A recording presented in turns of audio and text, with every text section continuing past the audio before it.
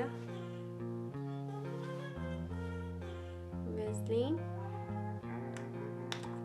1 tablespoon, 1 tablespoon Vaseline melt करनी है। Melt करके आप डाल 2 टेबलस्पून कोको पाउडर,